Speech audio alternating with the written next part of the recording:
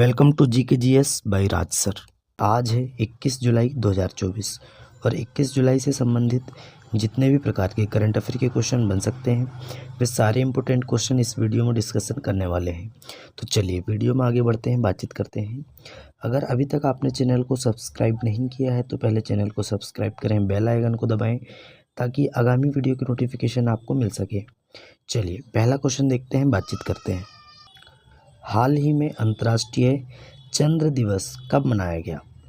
तो हाल ही में दोस्तों अंतर्राष्ट्रीय चंद्र दिवस ये 20 जुलाई को मनाया गया। कब मनाया गया? 20 जुलाई को मनाया गया। अब क्यों मनाया गया? तो इस दिन को मनाने का उद्देश्य दोस्तों चंद्रमा की खोज और इसके महत्व को जानना है।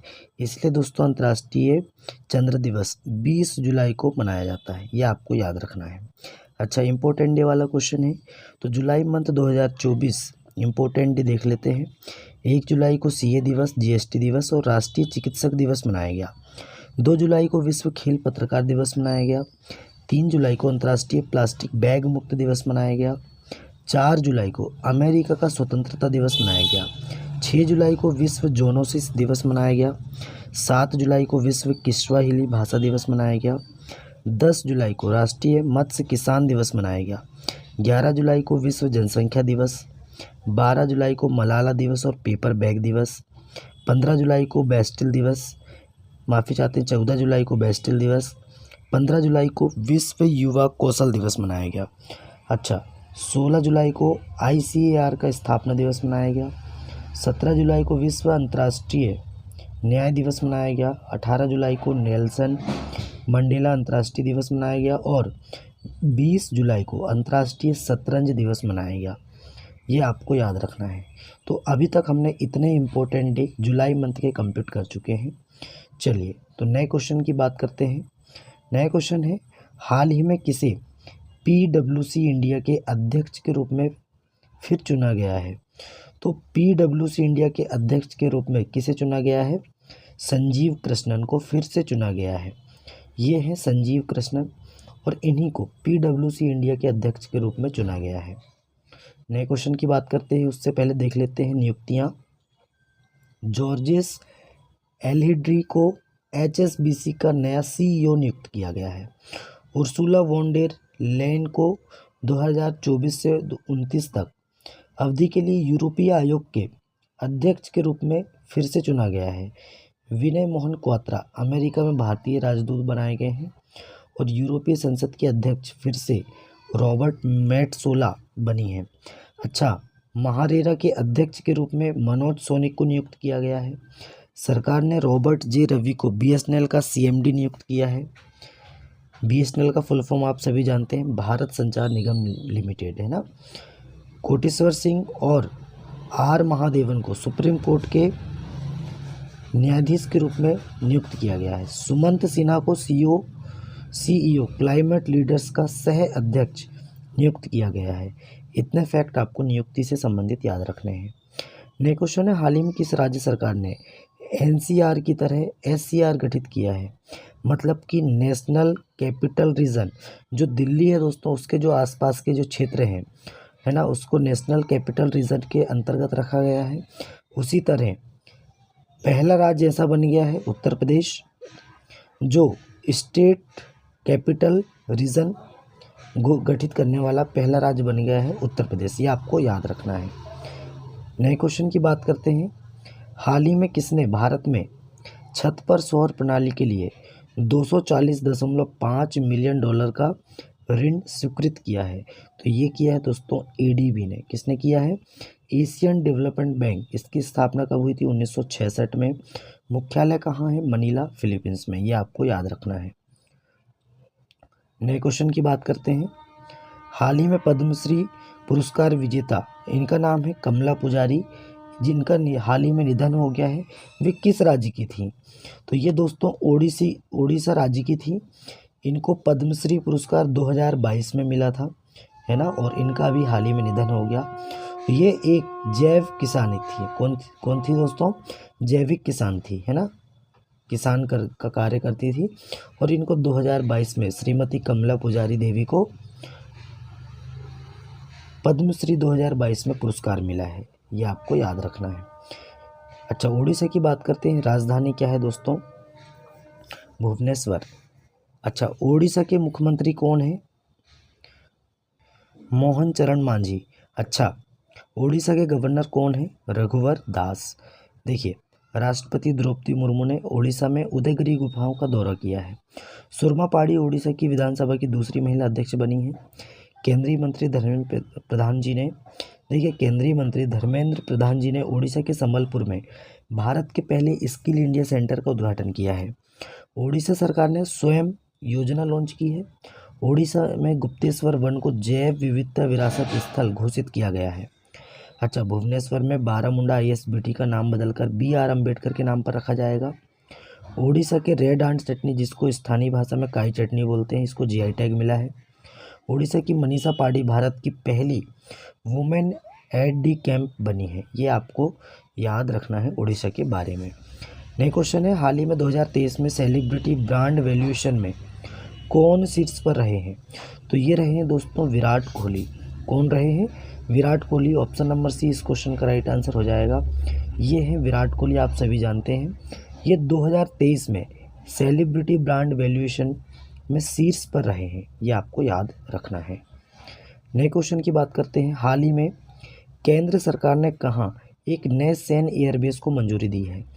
तो लक्षद्वीप में केंद्र सरकार ने एक नए सैन्य बेस एयरबेस को मंजूरी दी है, ये आपको याद रखना है। नए क्वेश्चन है, हाल ही में DMRC ने किस देश के सहयोग से ई-वेस्ट रिसाइकलिंग बॉक्स सुविधा का उद्घाटन किया? DMRC का फुल फॉर्म क्या है? Delhi metro rail corporation. दोस्तों, जापान के सहयोग से, है ना, जापान देश के सहयोग से ई-वेस्ट रिसाइकलिंग बॉक्स सुविधा का उद्घाटन किया है। और दोस्तों, 15 मेट्रो स्टेशन पर प्रिंटर स्याही की बोतलों सहित कई वेस्ट सामानों की रिसाइकलिंग की जाएगी, ये आपको याद रखना है। चलिए, नए क्वेश्चन की बात करते हैं, उससे पहले जापान की बात कर लेते हैं। जापान की राजधानी है टोक्यो। मुद्रा है येन, जापानी येन है। और प्राइम मिनिस्टर कौन है? फूमियो किशिदा, ये आपको याद रखना है। जापान के बारे में बात करें, जापान उन्नत होलोग्राफी युक्त एक नए बैंक नोट जारी करेगा, है ना। जापान में 1000 वर्ष पुराना सोमिन साई महोत्सव समाप्त हुआ है। जापान दुनिया का पहला लकड़ी का उपग्रह लॉन्च करेगा। भारत और जापान के बीच कोड शेयर समझौता हुआ है। जापान में मांस खाने वाला बैक्टीरिया फैला है। जापान को समुद्र के अंदर ज्वालामुखी विस्फोट के बाद नया द्वीप मिला है। ये आपको फैक्ट जापान के बारे में याद रखने हैं। नए क्वेश्चन है, हाल ही में यूनेस्को के 46वें विश्व धरोहर सत्र की मेजबानी कौन कर रहा है? तो ये कर रहा है दोस्तों नई दिल्ली। कौन कर रहा है? 46वें विश्व धरोहर सत्र की मेजबानी नई दिल्ली कर रहा है ना। अच्छा, यूनेस्को का फुल फॉर्म क्या है? United Nation Education and Scientific Cultural Organization, इसका फुल फॉर्म है। इसकी स्थापना 1945 में हुई थी, ये आपको याद रखना है। मुख्यालय कहाँ है? पेरिस, फ्रांस में है। और भारत दोस्तों 1946 में, 45 में स्थापना हुई थी और 1946 में भारत इसका सदस्य बना है, ये आपको याद रखना। चलिए, नए क्वेश्चन की बात करते हैं। हाल ही में कौन MotoGP इंडिया के ब्रांड एम्बेसडर नियुक्त हुए हैं? तो MotoGP इंडिया के ब्रांड एम्बेसडर ये है Shikhar Dhawan. Option number C right answer हो जाएगा। MotoGP इंडिया के ब्रांड एम्बेसडर कौन बन गए हैं? शिखर धवन बन गए हैं। अच्छा, कुछ ब्रांड एम्बेसडर जो नियुक्त हुए हैं उनके बारे में देख लेते हैं। पूमा इंडिया ने रियान पराग और नीतीश कुमार रेड्डी को अपना ब्रांड एम्बेसडर बनाया है। ये दोनों क्या हैं दोस्तों? क्रिकेटर हैं। अच्छा, बिस्लेरी लिमोनाटा ने आदित्य रॉय कपूर को अपना ब्रांड एम्बेसडर नियुक्त किया। स्लाइस ने नयनतारा को अपना ब्रांड एम्बेसडर बनाया है। स्पीड पेट्रोल के लिए BPCL ने नीरज चोपड़ा को ब्रांड एम्बेसडर बनाया। चेन्नई सुपर किंग ने कैटरीना कैफ को अपना ब्रांड एम्बेसडर बनाया है। अच्छा, मसाला ब्रांड KPG ने करीना कपूर को ब्रांड एम्बेसडर बनाया। Bisleri, Tecno, Hyundai Motors India ने अपना ब्रांड एम्बेसडर दीपिका पादुकोण को नियुक्त किया है। इतना फैक्ट आपको ब्रांड एम्बेसडर के बारे में याद रखने हैं। नेक्स्ट क्वेश्चन है, हाल ही में केंद्रीय मंत्री किरण रिजिजू ने कहाँ लोक संवर्धन पर्व का उद्घाटन किया है? तो ये कहाँ किया है दोस्तों, नई दिल्ली में किया है। तो इस क्वेश्चन का राइट आंसर हो जाएगा ऑप्शन नंबर ए। नए क्वेश्चन की बात करते हैं।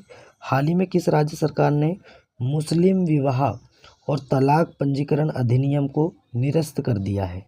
तो ये कर दिया है दोस्तों असम सरकार ने। किसने कर दिया है? असम सरकार ने मुस्लिम विवाह और तलाक पंजीकरण अधिनियम को निरस्त कर दिया है।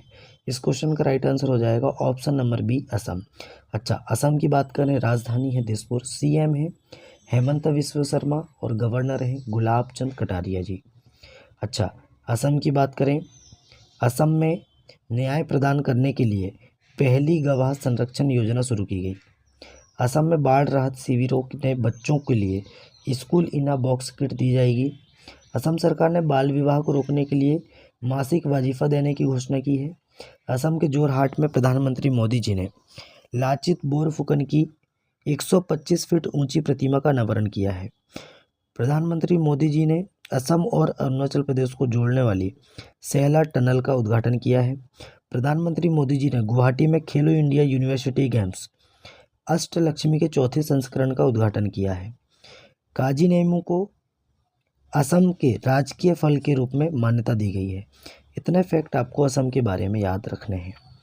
नए क्वेश्चन है, हाल ही में कहाँ के उच्चतम न्यायालय ने समलैंगिक जोड़ों को अधिकार प्रदान किया? तो ये दक्षिण कोरिया की सरकार है ना। दक्षिण कोरिया का उच्चतम न्यायालय है, सुप्रीम कोर्ट है। इसने दोस्तों समलैंगिक जोड़ों को अधिकार प्रदान किया है। अच्छा, दक्षिण कोरिया की बात करें, दक्षिण कोरिया की राजधानी क्या है? सियोल है। अच्छा, मुद्रा क्या है दोस्तों? कोरियाई वॉन मुद्रा है। और प्राइम मिनिस्टर कौन है? तो युनसुक योल है। कौन है? युनसुक योल। अच्छा, दक्षिण कोरिया की बात करें, अंतरिक्ष अनुसंधान के बारे में वैश्विक सम्मेलन दक्षिण कोरिया में शुरू हुआ। दक्षिण कोरिया ने कुत्ते के मांस की खपत और बिक्री पर प्रतिबंध लगाने वाला विधेयक पारित किया है। दक्षिण कोरिया दुनिया के सबसे बड़े चिप सेंटर का निर्माण करेगा। अच्छा, ओशिनिक सिटी नामक तैरता हुआ शहर साउथ कोरिया में स्थापित किया जा रहा है। युनसुक योल दक्षिण कोरिया के नए राष्ट्रपति बने। माफ़ी चाहते हैं, ये प्राइम मिनिस्टर नहीं है, ये राष्ट्रपति हैं, ये आपको याद रखना है ना, प्रेसिडेंट है।